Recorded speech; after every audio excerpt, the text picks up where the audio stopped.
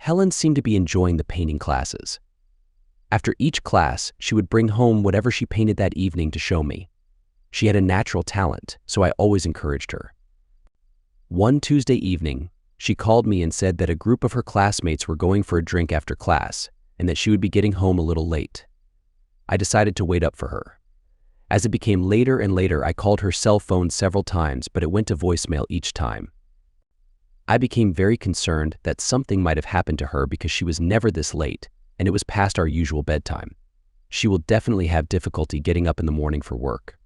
About 1 a.m., I heard a car pulling into our driveway. I looked out the window, but it was not my wife's car. It was a car that I did not recognize, so I wrote down the license plate number. 2 of our neighbors in the next block have had break-ins, so I didn't want to take any chances. The only light available for the driveway was the reflected light from the car's headlights on the garage door. I could barely see a driver and a passenger, but could not make out any details. They both leaned towards each other and shared a long, affectionate hug. Then, the woman got out of the car and walked to the door. It was my wife. She was finally home. I met her just inside the front door. I did not give her a chance to hug me. "Where have you been?" "I have been worried that something happened to you," I said. "We were having such a good time talking and telling stories that time just slipped by. You didn't have to wait up for me, honey." My wife said, "Where is your car?" I asked. After class, I put my painting stuff in my car, and one of the guys took several of us to Duffy's bar 2 blocks away. I had several drinks while we were there, so I thought I should not drive home. "The kind man brought me home," my wife explained. "Do you always hug a stranger goodbye?" I asked. "That was just a thank you hug for driving me home," my wife said. "That was a more serious hug than a thank you. Is there something more going on here other than just drinks after class?" I asked. My wife's eyes opened wide and her face blushed. "I think I hit a nerve." She gave me a quick hug. "No, silly." A group of us went to the bar and we had a few drinks. "There is nothing to be concerned about," my wife said. "I need to take a shower and go to bed. I have to get up for work in the morning." "Okay, but we need to discuss this some more tomorrow," I said. We went upstairs to our bedroom. My wife jumped into the shower and I undressed and waited for her to come to bed. As I lay there, my mind wandered. Was she telling the truth, or did Helen do more than just have drinks with someone? After she was dried off, she climbed into bed with me and laid on her left side so that she could hug me goodnight. "Roll back onto your back." "I think I would like some intimacy before we go to sleep," I said. "Honey, not tonight. I am really tired, and I have to go to work tomorrow," my wife replied. She rolled on her other side, so her back was to me. She must have done something because she does not want me to be intimate with her tonight. We make love almost every night, so this is very unusual for my wife. I turned out the light, but I had a hard time going to sleep. Something is going on, but I am not certain what it is or how to deal with it. The next morning, my wife got up a little late. It was clear that she had a bad headache, but she managed to get dressed and was ready to go to work without eating any breakfast. I reminded her that she had left her car at the college, so I agreed to take her there on my way to work. We both headed for the garage. "Honey, wait for me in the car." I forgot something I said. I ran upstairs to our bathroom and searched through the dirty clothes basket for her undergarments from last night. I found them stuffed to the bottom and under a lot of other clothes. I ran to the kitchen and put them in a plastic bag and put it in my pocket. There was no conversation in the car because of her headache. I decided that we would have our talk after dinner. While I was at work, I pulled out the bag with her undergarments inside from my pocket. I did not have time to examine them this morning when I found them. There was no need to take them out of the bag because I could see the dried stain in the crotch and on the front of her undergarments. There was nothing to be concerned about according to my wife. She had been with somebody last night, and it wasn't with me.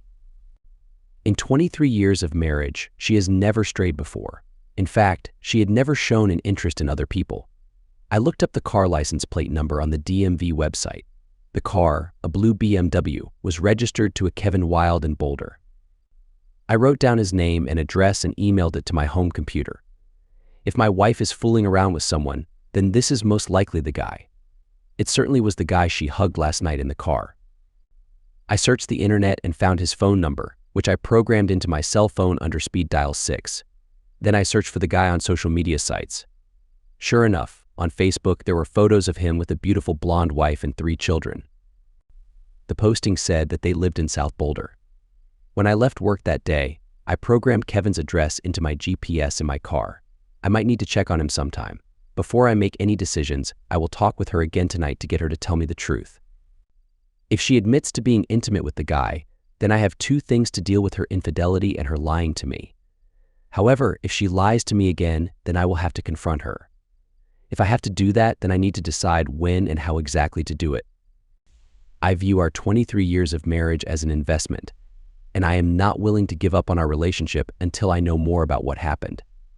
I know that there are people who would immediately kick their spouse out and divorce them, cut and dried. I believe those people consider their spouse as someone who cooks, cleans, and takes care of the kids. In that case, then firing the spouse immediately may make sense. I really love my wife a lot, and I want her to explain to me exactly what happened, and then we can deal with it like adults. I am not above divorce if that needs to be done, but I want to fight for our marriage if possible. In years to come, I will need someone that I love and trust to live with me and take care of me. That evening, I tried again to get my wife to tell me the truth about last night. Helen, I know that there was more to last night than just drinking. I want you to tell me the truth about what you did. I promise that I will not get angry, but if you lie to me, then there will be serious consequences that could affect our marriage, I said. Honey, you are making too much out of an after-class get-together. I have told you, a group of us just went for drinks. There is nothing to be concerned about. Why are you checking up on me? Don't you trust me? My wife asked. It is not that I don't trust you, but I don't believe that you are telling me everything. Last night was very much out of character for you. You have never gone for drinks with any of your coworkers at the bank, and you have never gotten home at 1 a.m. before. Also, a man brought you home, and you hugged him. What am I supposed to think? I explained. I have told you that there is nothing to be concerned about, she said. I am concerned about you and our marriage. You may not realize it, but you are very important to me, and I love you. I don't want to lose you. I have chosen you to grow old with, I said. I could show her the undergarments, but that will lead to a heavy discussion that also deals with her lying to me, which could backfire and push us apart. I had thought about it all day, and I need to proceed carefully. I love her very much and could not imagine life without her, and I thought that she felt the same way, but I will wait to see if anything else happens at her next class, but in the meantime, I will prepare a plan to deal with them both, just in case I need it. I will call my lawyer tomorrow for advice. That night, we made love like nothing had happened. The next 2 classes, Helen came home at her usual time and with her completed artwork in hand. On the following Thursday night, she was 45 minutes late, and she didn't call me to let me know. I again met her at the door. Where have you been? You are 45 minutes late, and you didn't call, I said. A couple of us were having trouble with the technique, so the teacher stayed late to help us, she said. I know that something is going on, and you are lying to me about it, I said. Have you been drinking tonight again? Let me smell your breath, I said. She hung her head down for a few seconds, trying to decide what to do. She finally raised her head up and exhaled towards me. I noticed that she had a flushed red face and her hands were trembling. Something was bothering her. Thank you. You indeed have not been drinking, however. I smell something else on your breath, I said. Do it again. Honey, you're overreacting. Let's go upstairs and read for a while, she said gently. As she headed towards the stairs, I stopped her by grabbing her arm and pulling her back towards me. I could detect a distinct scent on her breath. It was something unpleasant. She had been intimate with another man. I asked you to let me smell your breath again. Do it now, I said firmly. Reluctantly, she took a quick breath. See? Satisfied? Now let's go to bed, she said. Refusing to let her go, I held onto her arm tightly and turned her to face me. Fear was evident in her eyes. She dropped her gaze and tears started streaming down her face.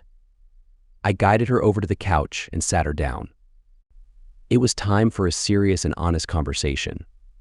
Shaking as if she was freezing, I thought a drink might help her calm down so that we could discuss things rationally. Let me get us a drink, and then we need to talk, I said. I walked over to the liquor cabinet, selected a 23-year-old port wine, and poured half a glass for both of us. Handing my wife one of the glasses, I sat down beside her. "Honey, on that Tuesday night when your class finished at 9 p.m. and you came home at 1 a.m., I know exactly what you were doing. You were engaging in an act, and I can prove it. Tonight you're late again, and you smell like that. Both times, you lied about what happened. You need to explain everything to me." Without lying this time, I said. My wife had stopped crying, but she kept her head down, avoiding eye contact. It was time to show her that I meant business. I picked up my cell phone from the table and dialed a number that I had written on the back of it. When a woman answered the phone, I put it on speaker so that my wife could hear the conversation too. "Is this Mary Fish?" I asked. Mary was my wife's painting teacher. "Yes, who is calling?" she responded. My wife wore a surprised expression. Her hands began trembling because she knew what her painting teacher would reveal to me. "I'm Jim, Helen's husband. She attends your Tuesday-Thursday watercolor class." "Did any students stay after class tonight?" I asked. "Oh no, I need to lock up the room right at 9 p.m. Mary Fish replied. "Did any of your students go for a drink after class a couple of Tuesdays ago?" I further inquired. "Not that I know of. Usually they've all left by the time I reach my car," Mary Fish responded. "One last question. What do you think of Kevin Wilde's artistic skills?" I asked. My wife's surprised expression grew even more pronounced. She clearly hadn't expected me to know the name of her lover. "He's actually not very talented. Most of the time, he seems more interested in chatting with the women in the class than focusing on his artwork. I wouldn't encourage him to take any further classes," Mary Fish said. I thanked her and ended the call. Turning to my wife, who now looked pale as a ghost, I said, "You see how easy it is for me to uncover your lies. After all these years, why have you started lying to me? I did something tonight that I thought was kind and compassionate, but now that you're questioning me, I feel guilty about it. Please forgive me. It was just not right," she stammered, her body trembling. "Take another sip of wine and tell me what happened," I said gently. My wife took a sip and pondered for a moment on how to explain her actions. "There's this man in my class who sits beside me. While we paint, we often engage in conversation. His wife is battling cancer, and he's afraid of raising their kids alone if she doesn't make it. I've been offering him support and lending an ear to his troubles, trying to be a friend," my wife explained. "It's commendable that you're trying to help him. Now, tell me what occurred tonight," I said as she took another sip of wine. "Tonight he walked me to my car and helped me load my art supplies into the back seat. Throughout our walk, he was crying about his wife's illness and how it's been over a year since they've been intimate. He shared that his body was feeling discomfort because he hadn't released his own fluid for so long. Hearing his heartfelt story, I felt empathetic towards him. When we reached my car, he hugged me passionately. We ended up in the back seat. I believed I had done a charitable act for someone in need. But when I came home, you immediately confronted me. I suddenly felt guilty," my wife explained, her voice filled with regret and remorse. "So you spent time with Kevin," I said. My wife's face went white, and I could see fear in her eyes. She asked, How did you know his name?" "I overheard you talking to Mary about him. How could you have found out?" "You must think that I am oblivious. You thought I wouldn't notice your late-night escapade. Well, I know who you spent time with that night, and tonight you thought you could push my limits again and see if you could have a second encounter. Do you really think I'm naive or some kind of weak husband who will tolerate infidelity? Well, I am not weak, and I will not tolerate you having an affair. You are my wife, and as such, you should be faithful," I said firmly. "Honey, I was just trying to help this poor man. It was just a personal matter between him and me. I didn't think it was something that concerned you. It was like when I give money to a homeless person, it makes me feel good inside, and it shouldn't affect how I feel about you or our relationship. Let's go upstairs and maybe we can have a special moment together too," she said. "Oh, no, I don't want to be second choice," I said angrily. "Honey, I didn't mean it like that. I thought maybe you were upset because Kevin got something, and you didn't," she answered. "Helen, since we're talking about you and Kevin, let's go back to that late night. I know that you're cheating on me with him. We've had conversations about our friends who have cheated in the past. You know that I can tolerate many things in our marriage, but I will not accept cheating, I said angrily. My wife hung her head down and refused to look at me. I'll give you one last chance to tell me about that night. If you lie to me again, I will ask you to leave and lock the door, I said. My wife remained silent for a while. Then she asked, how did you know that we were intimate? Two things indicated that you were intimate with him that night. Firstly, if you had been drinking from 9 p.m. to 1 a.m., you would have drunk so much alcohol that you would have ended up in the hospital. That tells me something else happened besides drinking that night. And there's this, I said. Reaching into my pocket, I took out the baggie with her cloth inside. She took the baggie and just stared at it. Oh no, she said. These are your cloth from that night. I'm tired of your lies. You'd better start telling me the truth, or you can pack your things and leave. Which is it? I asked. I wasn't lying to you. What I did tell you about that night was true, but I just didn't tell you everything. 4 of us went for a drink after class. Kevin offered to drive us there, so we all went with him. After one drink, the other 2 women walked back to the college to get their cars. Kevin said he wanted one more drink and wanted to talk to me a bit more. We had a couple more drinks, and I started feeling the effects of the alcohol. I told him it was getting late and that I had to head home while I was still able to drive. As we walked out to his car, he suddenly started crying and thanked me for listening to his problems. Then out of nowhere, he hugged me a long, passionate hug. The hugging, along with the drinks, got my heart racing. He opened the backseat door of his car, and I followed him. We made out like we were teenagers, full of passion. I have to admit, he was very skilled, and I found myself enjoying it. I assumed it would cheer him up, and we would soon stop so I could go home. I was so drunk that I don't remember any details. He was crying so hard that it broke my heart. I know the poor man needed some help, and it made me feel good inside that I was able to help him. As I said, it is just like when I give a homeless man some money, I felt good afterward. I honestly thought that it did not really concern you. You aren't concerned when I give money to the homeless.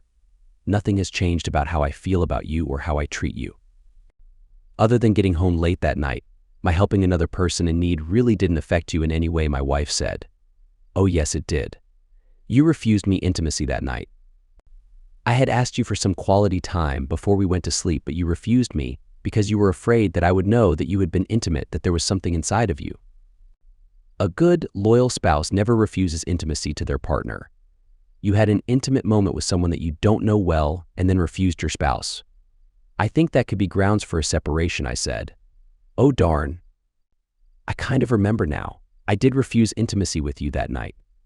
Oh gosh, I must have been pretty drunk that night. I am having a hard time remembering any details of what exactly happened. I can sort of remember being close in his car, my wife said. Wait, a separation?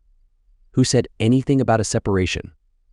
When a spouse is unfaithful and you have been unfaithful, it usually results in a separation, but we will talk about separation later, I said. I wasn't unfaithful. I was helping a poor man in need. It didn't affect how I feel about you, so it is not unfaithfulness, she said. If you engage in any sort of intimate activity with someone other than your spouse, it is unfaithful. I said angrily. Honey, I must have been really drunk because I am having a hard time remembering. I know we were intimate once lying down in the seat, and then I recall engaging in an act to get him excited again, so we must have done it a second time. I just can't remember, she said. Have you been with him other than these 2 times? Maybe you came home early one afternoon? I asked. No, honey, it was 2 times in a car. I would never dream of bringing him into our home, my wife said. You lied to me about that late night where you were intimate with him, and you lied again tonight about being late.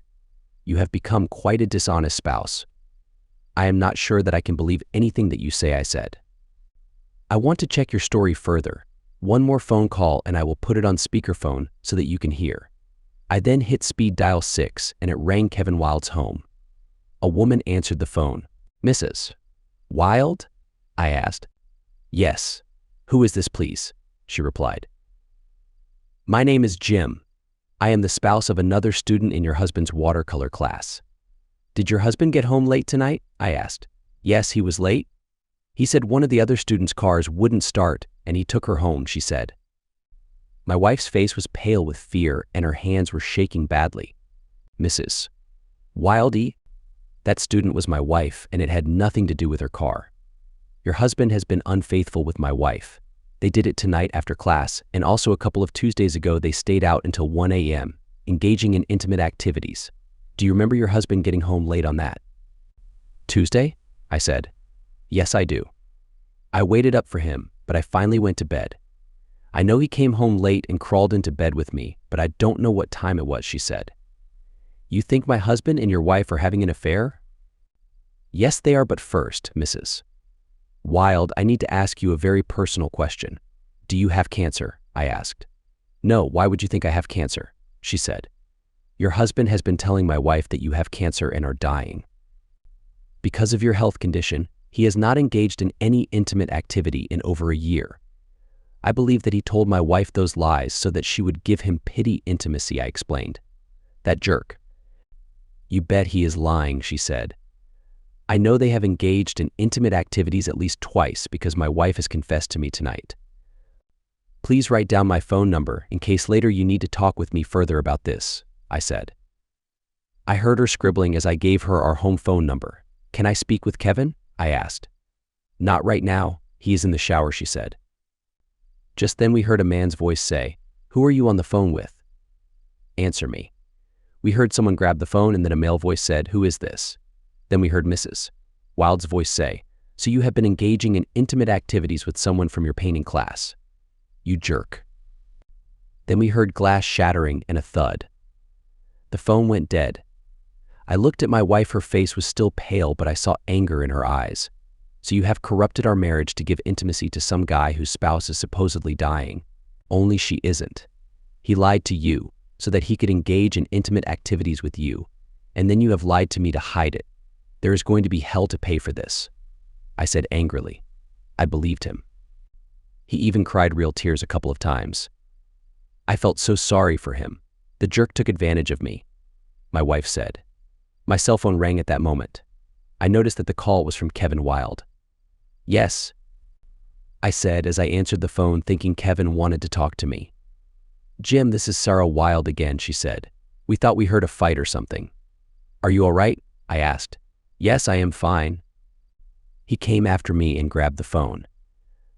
I thought he was going to hurt me, so I hit him with a glass vase full of flowers. He is unconscious on the floor. I am so upset that I don't know what I should do now, she said. I really want to talk with Kevin, so we are leaving for your house now. It will take us about 3 minutes to get there, I said.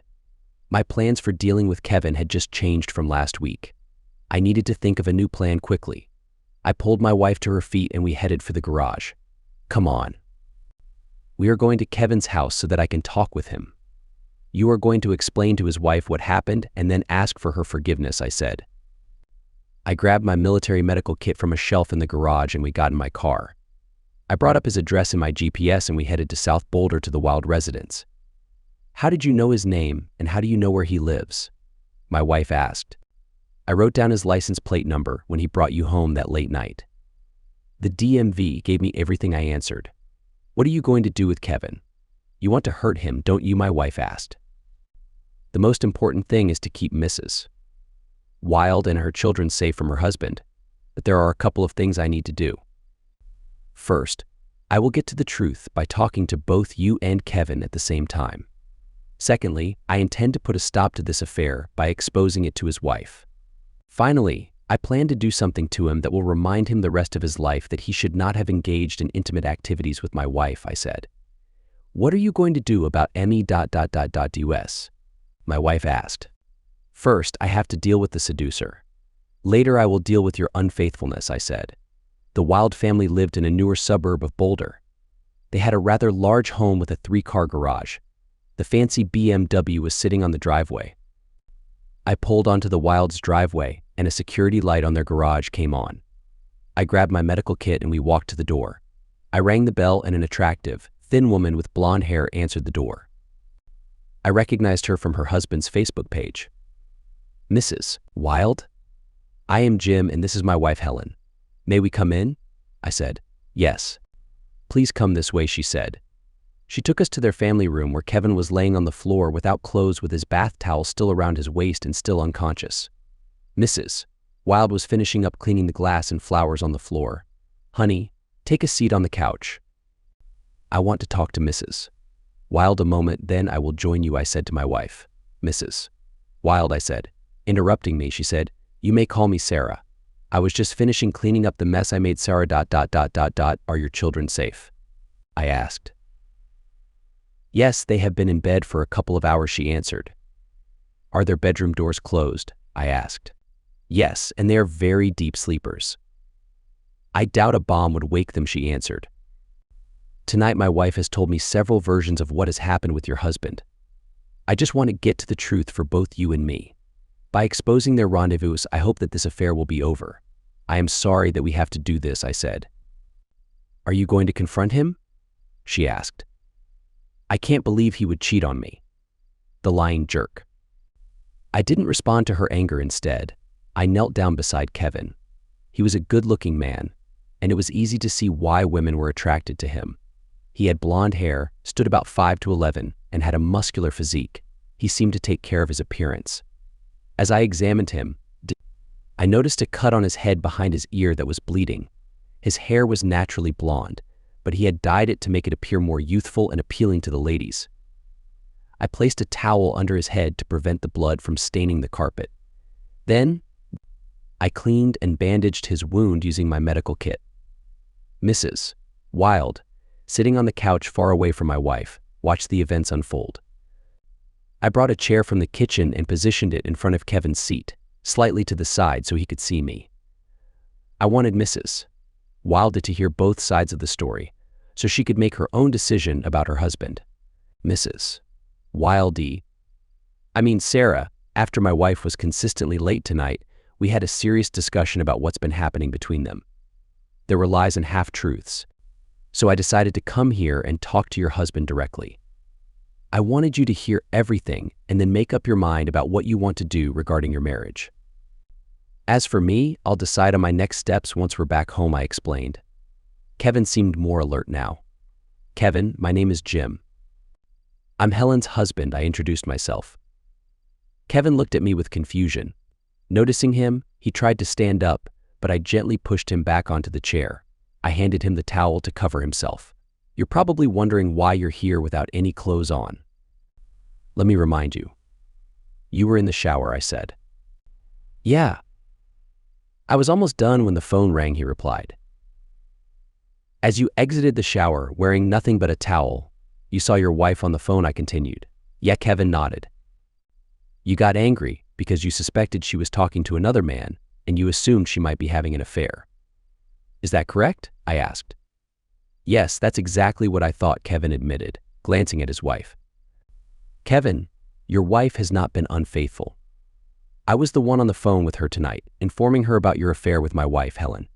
Do you remember Helen?" I asked. "Yes, I know Helen, but I haven't done anything with her," Kevin denied. "I have evidence that proves you had been with her," I revealed, taking out a baggie from my pocket containing my wife's clothes. "These clothes are from the night it happened." Kevin's face lost all color, and his wife looked appalled. My wife simply hung her head down in shame.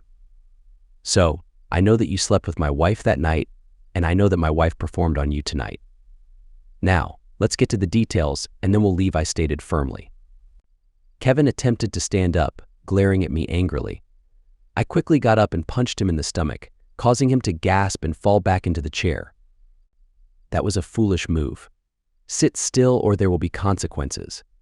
I just want to ask you some questions about your affair with my wife, and then we will go. I expect honest answers, or else there will be more pain." "Understood," I warned. He stared at me in silence. I stood up and slapped him across the face. This shocked him, and I could see his growing anger, but he remained still. I repeated my question, "Do you understand?" He looked at his wife, then nodded. "Kevin, I can tell from your eyes that you would love to fight me.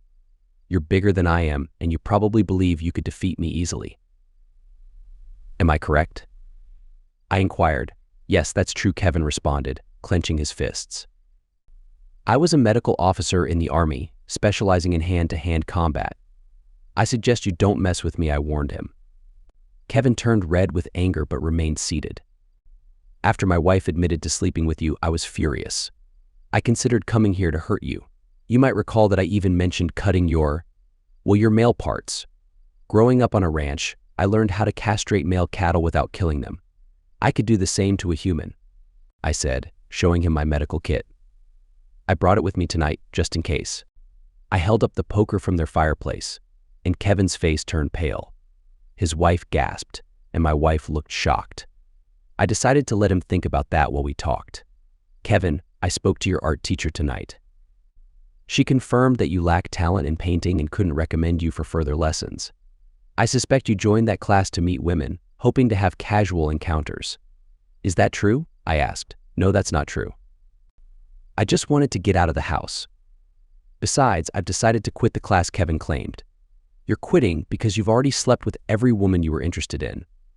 That's the real reason, isn't it? I pressed. No, I genuinely lost interest in the class, he insisted. It seems you enjoy being around groups of women. Knowing the painting class was mostly female, you saw an opportunity to seduce my wife. Isn't that right? I asked. I sat next to your wife by chance. We talked while painting, but nothing more. Kevin defended himself. But you were intentionally building a friendship with my wife to pursue a relationship with her. Admit it, I demanded. Kevin remained silent, so I raised my hand to slap him again. Still, he said nothing. It seems slapping you isn't effective. I might need to escalate things, I warned. Noticing the fireplace, I grabbed the poker and returned to my seat, holding it in my lap. Kevin's eyes widened and his face grew pale. I asked you a question, and we're all waiting for your answer. I'm willing to use force, or you can be honest. Did you befriend my wife to sleep with her? I asked. He stared at the poker, then shook his head no. I warned you about lying, I said. I hit him with the poker on his leg, causing him to scream in pain and clutch his injured limb. Tears welled up in his eyes. Let me ask you again. Did you befriend my wife to sleep with her? I demanded. Kevin said nothing, still holding his leg. Seeing his reluctance, I raised the poker as if to strike again, and he softly whispered, yes, probably hoping his wife wouldn't hear. Why did you choose my wife? I inquired. She's the most attractive woman there, Kevin replied softly, tears streaming down his face. You're right, Helen is a beautiful woman. You've been telling her that your wife has cancer and likely won't survive, using your situation to gain sympathy. You also claimed you haven't had any encounter in over a year. Am I correct? I questioned. Before he could answer, his wife slapped him hard across the face. You despicable man, you used me to attract other women. How could you do that? Sarah exclaimed. Kevin remained silent, rubbing his cheek with his hand. It was sinking in that his affair had been exposed, and he was in deep trouble with his wife. Kevin, you suggested going for a drink after class, right? I asked. Yeah, we were just going to grab some drinks and I offered to drive. I wanted to get to know my peers better. It wasn't a big deal, Kevin explained. You took 3 women, hoping to sleep with one of them, but your main focus was my wife. The other 2 women left after 1 drink, so you were left alone with my wife, who was already intoxicated. Is that correct? I questioned. The ladies left after 1 drink. Helen and I had a couple more drinks and just talked. When she said she had to leave, I drove her home, Kevin admitted. But you're skipping over the part where you had been with her. Once my wife was drunk, you took advantage of her in the back seat of your car. Isn't that true? I challenged him. Kevin remained silent, unwilling to admit his wrongdoing to his wife. I picked up the poker, and he jumped to his feet, threatening me. I'm going to take that poker away and use it on you, he warned. Using the end of the poker handle, I punched him in the chest, causing him to freeze. He stood there with his mouth open, speechless. I guided him back into the chair. Perhaps after our conversation, you and I can settle this outside. I'd enjoy that, you unfaithful scum, I said. Kevin, still in shock, didn't respond, but he continued to stare at me. We can do this the easy way or the hard way. I asked you a question. You succeeded in seducing my wife, taking advantage of her intoxicated state. Allow me to refresh your memory, I said, holding up the baggie with my wife's clothes inside. I held the poker menacingly, and this time, he shook his head, yes. Kevin, you jerk. I can't believe you. His wife yelled. She got up from the couch and headed straight for her husband. This time she slapped him several times and she kicked him in both shins as well. He let out a scream when she kicked him. I got up and guided her back to the couch. She was crying and almost hysterical. When I turned my back on Kevin to help his wife to the couch, Kevin stood up and started limping to leave the room. I ran after him, grabbed his shoulders, and turned him around. Then I hit him with both my left and right fists in his abdomen. He immediately doubled over and sank to his knees. He was trying to catch his breath, but wasn't having much success. I lifted him up by the arms and then I gently nudged him into the chair. So you thought you could escape? Where can you go undressed? If you try that again, there will be serious consequences, I said. I was doing to get my rope. Upstairs, he groaned. I returned to my chair and asked Kevin, did you put anything in my wife's drink to assure your romantic success? A happy pill, maybe? Kevin just looked at me with a frown and then shook his head no. Maybe he was confident enough in his looks and ability that he didn't need a drug. However, my wife has a hard time remembering details, which could mean that she was drugged. Also, he drove her home because he didn't want the police to catch my wife driving and find drugs in her system. They could trace the drugs back to him. Spiking a woman's drink is illegal. Sarah, once we're finished here, please check his pockets and see if you find any pills in a baggie or in an unlabeled pill bottle. If you find any, handle them with a cloth or gloves so that your fingerprints aren't on the bag. If he has any, they're most likely here at his home because he wouldn't want to get caught with them in his car. If you find anything like that, let me know, I said. I turned back to Kevin. His forehead was wrinkled and he looked worried. My wife probably told you that I was suspicious after the first late night, so you both did nothing until tonight. Tonight you made the affair short, hoping that some story from my wife would satisfy me. My wife told me that tonight you cried big tears and told her a big lie. She took pity on you and gave you special attention. Isn't this correct? I asked. He didn't move, so I used the handle of the poker to push him hard where it hurts. He screamed and then nodded his head yes. You jerk. You cried just to get attention? Mrs. Wilde said, you are such a worthless person. Come Monday, I will see a lawyer and divorce you. Yes, he did cry both times we were together. It broke my heart, and I was just trying to help him. Honest, my wife said.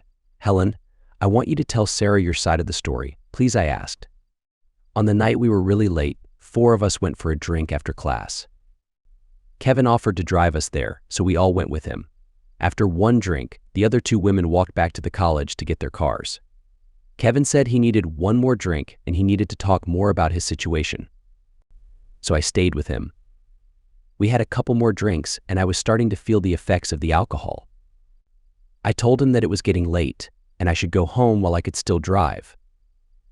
As we walked out to his car, he was crying real tears and he thanked me for listening to his problems. Then, out of nowhere, he hugged me a long, passionate hug. He opened the back door of his car and got in. He held out his hand to me, and I followed him. I'm not sure why I did it, but it must have been the drinks. We shared some intimate moments, and eventually we made a big mistake. I can't remember much about it, though, my wife said.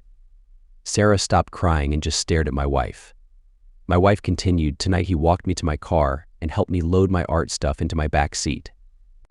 The whole time, he was crying about how unwell his wife is and how bad he felt because he hasn't experienced any romance in over a year.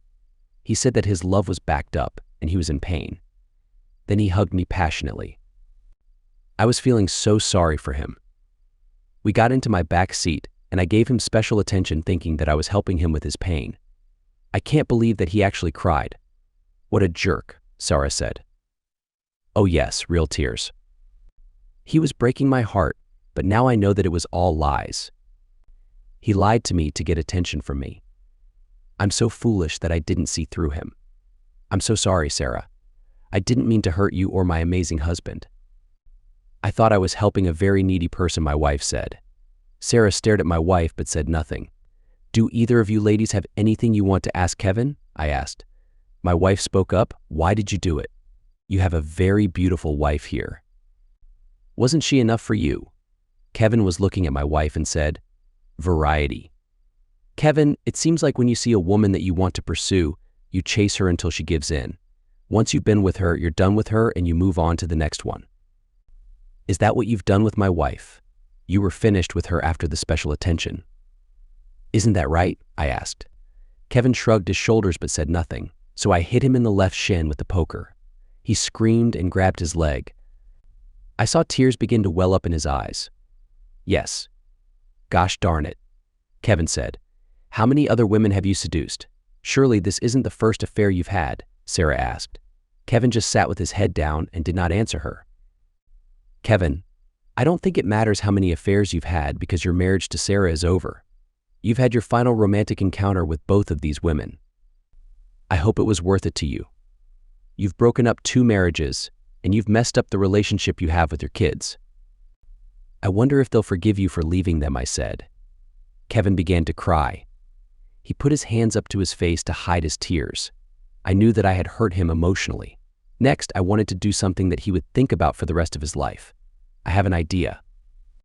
Kevin and Helen have been together twice, but Sarah and I have had no romance. I think we deserve equal treatment, I said. Wouldn't that be cheating? Isn't that what you accused me of? My wife asked. No. You and Kevin had an affair behind our backs, and then you lied about it to hide your unfaithfulness. I am suggesting that Sarah and I have an intimate moment here in front of both of you, so there is no cheating, and it will all be consensual, I explained. I won't agree to you being with Sarah, my wife said. So it's acceptable for you to be unfaithful outside of our marriage, but it's not okay for me to do the same thing. Is that it? I said. My wife hung her head down and said nothing. What do you think about that, Sarah? I asked. Would you be willing to be with me in front of them? Your husband can watch us here. A little something for him to remember about tonight, I said.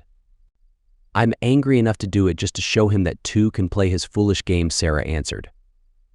Kevin, I don't believe you truly love your wife, or else you wouldn't be cheating on her. Therefore, I don't think you'd care if I were intimate with your wife, would you? I asked.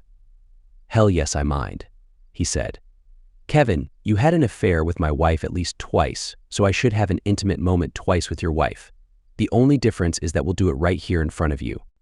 There will be no hiding or lying because you can watch. Your wife and I will make it a special occasion just for you, I said.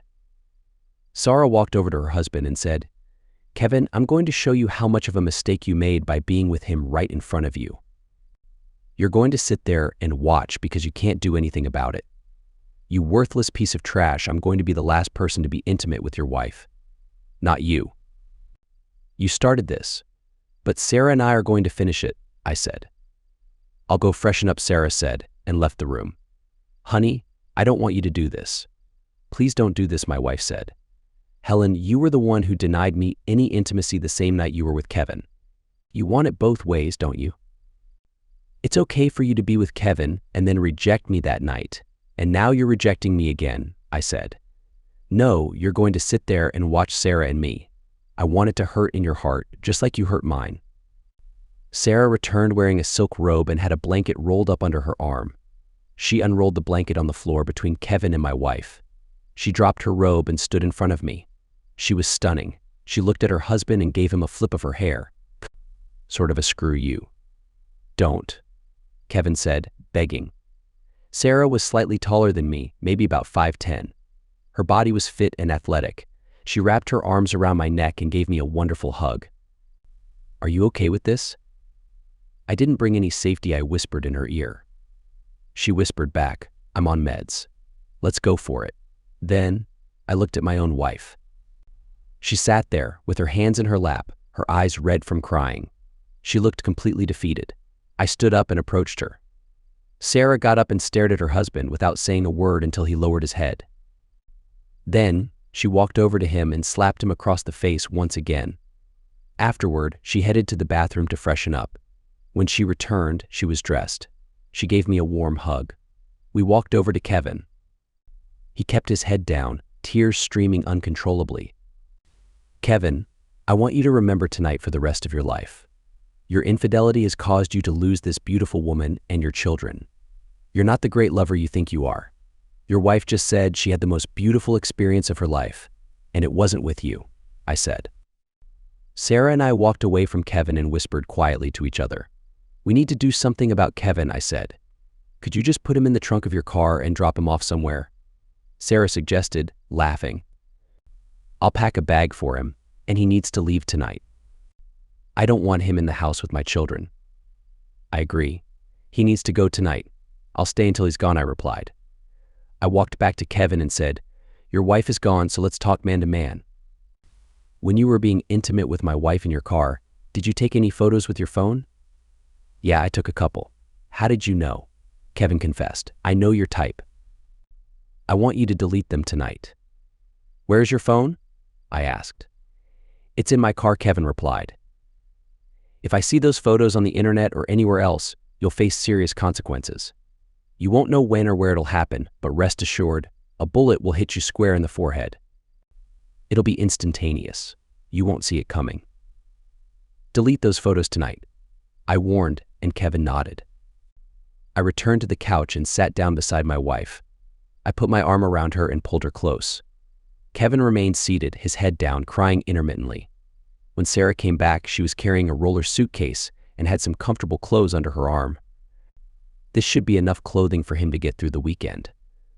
I've brought some sweatpants and other things for him to wear tonight, she explained, throwing his clothes in front of Kevin. By the way, look what I found in his painting pants pocket. He wears old clothes to his watercolor class to protect his good clothes, Sarah said. Sarah had a surgical glove on one hand and held up a small baggie with 6 or 8 orange pills inside. I recognized them as ecstasy tablets. Well, Kevin, it appears that you drugged my wife to be intimate with her. You do realize that it's illegal and can land you in jail? I said sternly. Mrs. Wild Sarah do you have somewhere safe to keep these? I asked. She left the room. Kevin, get up and get dressed. You need to leave right away before the police arrive. Your wife will report you for possession of illegal drugs. I'll make sure she waits 30 minutes before calling the police, giving you a head start. Find somewhere to stay and stay away from your wife. If you harm her, I'll make sure you suffer the consequences. And don't forget to delete those photos tonight. Now get dressed. Time is ticking, I instructed. Sarah returned to hear the end of my warning to Kevin. Yes, just go, Kevin. I don't want you here. I'll pack up your things tomorrow and leave them outside. You can pick them up, but you're not allowed in the house, Sarah said. He hastily dressed, grabbed the suitcase, and also took his wallet and keys from the kitchen counter. His cell phone must have been in the car. We heard his car screech as he drove away. Call the police and give them the drugs. You can explain that you found them in his clothes, but deny any knowledge of him having them. Lock the doors after we leave. Tomorrow, call a locksmith, I advised. Sarah and I hugged. Thank you for an incredible evening. You're an amazing lover, Sarah expressed. There are good men out there who would be lucky to have you as their wife, I said. I still owe you a favor. She mentioned. I'll take a rain check on that. Right now, my wife and I need to go home. We're both exhausted and in need of some rest, I replied and walked away. I grabbed my medical kit and helped my wife off the couch. Sarah walked us to the door. In the car on the way home, my wife asked, did confronting Kevin bring you any peace? Yes, he confirmed your story. I have to admit, it satisfied my desire to hurt him. I'm fairly certain he won't be seducing any married women again, I responded. You don't have any feelings for Kevin, right? She asked. Oh, absolutely not. I was just trying to help him. The terrible person he is, my wife reassured me. Do you think he drugged me? It's a strong possibility. You've had trouble remembering things lately, which is a sign of being under the influence of ecstasy. We could have had you tested if you had been honest with me when you returned home, I explained. We didn't discuss it further during the car ride. When we arrived home, we silently undressed and climbed into bed. There was no desire for intimacy from either of us. The next morning, we woke up and my wife prepared a nice breakfast for us. We both called our workplaces and let them know we were taking the day off. Can we talk about last night? My wife asked. I don't see any need. What happened, your intimate act, and your late return are all in the past now. We should focus on the future. It's a new day, I replied. What is going to happen with us? My wife asked. I think we both need some time apart. I want you to pack some clothes, and I will find a nice hotel suite for you to stay at for 30 days. During this time, I want you to reflect on your actions and why you did them. You need to understand that what you did was not beneficial to anyone. I also want you to think about how great our life, love, and connection is here, and what you will be missing out on if we were to divorce. I don't want you to come back home until you realize that it is wrong to be intimate with someone other than your husband. If after 30 days you still believe that what you did was acceptable, then I will consider filing for legal separation, I explained. So you're sending me away, my wife said. No, that's not what I'm doing. I am giving you space to clear your mind, and I also need some time alone to work on forgiving you. I love you very much. You are the woman I chose to spend my life with. You are the only woman I want in my life. I never wanted this to happen to us, I said. Honey, I'm still struggling with what happened last night, she said. While you're alone and reflecting, ask yourself how much of that was real and how much of it was just an act to make Kevin jealous and make him realize what he was losing. Think it through, I said. Having said that, I grabbed my car keys and left. When I returned, my wife had packed 2 large suitcases. Let me put these in your car for you. Here's the room key card for your suite. It's room 210, I said. Can I give you a hug? My wife asked. I hugged her. Will you call me? She asked. Yes, definitely. Maybe not every day, but I'll check in to see how you're doing. Don't call me unless it's an emergency. I need some time alone to think too, I said. I loaded the suitcases into her car as she settled into the driver's seat. She closed the door and began to cry. As she drove away, tears streamed down my face too. There went the love of my life, my partner in life. The day after she left, I had a locksmith change our locks and the code for the garage door. We didn't need to separate our finances because we always had separate bank accounts and credit cards. A few days after our encounter at the Wildies, Sarah gave me a call. How are both of you coping after that night? She asked. I decided that we needed some time apart to sort out our thoughts and emotions. I've arranged for her to stay in a nice hotel suite for 30 days, and then we'll reassess where we stand, I said. Don't be too hard on your wife. I know it was all Kevin's doing. This wasn't the first time it happened, but thanks to you, it will be the last, she said. I need some alone time too to wrap my head around all of this, I said. If you ever feel lonely, you're welcome to come over. I would love to see you again, and I owe you a favor. You could even spend the night, Sarah said.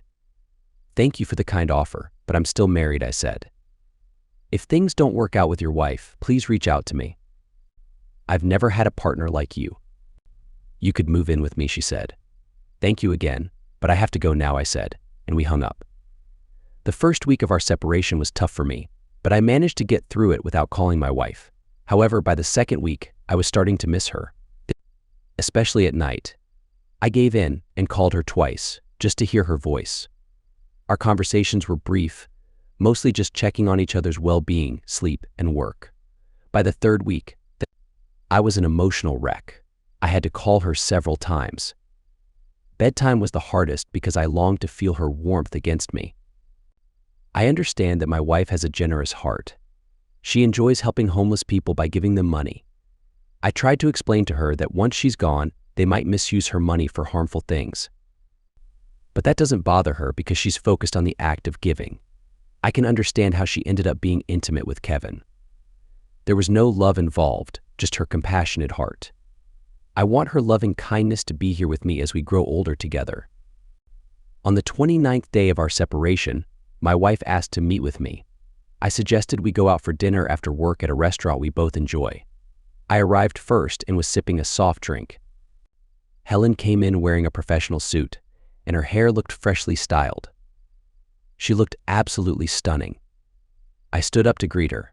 You look amazing, Helen, I said. As she sat down, she uttered, I've missed you so much. This has been the longest time I've been without you. Helen, there's one thing that you haven't said throughout all of this. I was hoping it would be the first thing you'd say tonight. I must admit, I'm disappointed, I said, pretending to leave.